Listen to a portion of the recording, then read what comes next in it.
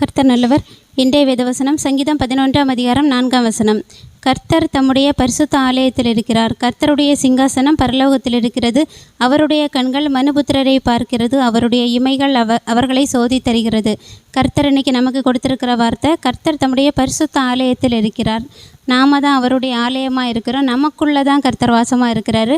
நம்ம இன்றைக்கி கேட்ட ஒவ்வொரு வார்த்தைகளுமே நம்மளை அடுத்த கட்ட லெவலுக்கு கூட்டிகிட்டு போகக்கூடிய வார்த்தைகள் தான். சொன்ன மாதிரியே 6 நாளைக்குள்ளே எப்படி ஒன்றும் இல்லாமையிலிருந்து இந்த உலகத்தை சூப்பராக உருவாக்கி வெறுமையும் இருளுமாக இருந்தது அந்த இடத்துல இருந்து கர்த்தர் எவ்வளவு அழகான ஒரு பூமியை நமக்கு உருவாக்கி கொடுத்துருக்காருன்னா, அந்த அப்படிப்பட்ட தேவன் நமக்குள்ளே இருக்கிறாரு. அப்போ நம்மளுடைய வாழ்க்கையில் எப்பேற்பட்ட மாற்றங்களும் ஒரு 6 நாள் இல்லை, பிரதர் சொன்ன மாதிரி 6 செகண்ட்லேயே கூட கொண்டு வர்றதுக்கு கர்த்தரால் முடியும்.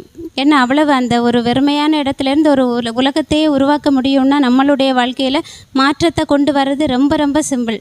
நம்ம அந்த அளவுக்கு கர்த்தருடைய வார்த்தையில் விசுவாசம் வச்சு அதை நம்ம ஏற்றுக்கொள்ளும் போது கண்டிப்பாக இன்றைக்கு நம்மளுடைய வாழ்க்கையில் ஒரு மிகப்பெரிய மாற்றத்தை நாம் பார்ப்போம். அந்த 6 நாளில் நம்மளுடைய வாழ்க்கையில் 6 நாளில் அத்தனை ஆசீர்வாதத்தையும் நம்ம பெற்றுக்கொள்வோம். கண்டிப்பாக அந்த வார்த்தைகளை நம்ம விசுவாசிப்போம். சில பேருக்கு நடக்குமா, இதெல்லாம் என் லைஃப்பில் நடக்குமான்னு அந்த சந்தேகம் வரும்போது கர்த்தரால் முடியும். நாம் இப்போ சுயத்தில் எதையுமே பண்ண போகிறதில்ல. நம்ம இந்த சொல்லப்பட்ட இந்த வார்த்தையை மட்டும்தான் நம்ம விசுவாசிக்க போகிறோம். நம்ம இதுக்காக ஏதாவது செயல் செஞ்சு அதனால் 6 நாளில் ஆசீர்வாதத்தை பார்ப்போமான்னா எதுவும் கிடையாது. நம்ம பண்ண போகிறது எல்லாமே இந்த வார்த்தையை நம்புறது. கொஞ்சம் கூட சந்தேகத்திற்கு இடம் இல்லாமல் நம்புறது மட்டும்தான் நம்ம வேலை. நாம் நம்புவோம். 6 நாளைக்குள்ள ஆசீர்வாதத்தையும் அற்புதத்தையும் கண்டிப்பாக நம்மளுடைய வாழ்க்கையில் நான் பெற்றுக்கொள்வோன்னு நான் முழுமையாக விசுவாசிக்கிறேன். கண்டிப்பாக நாம் இதில் அநேகர் சாட்சி சொல்லக்கூடிய இடத்துல இருப்பீங்க.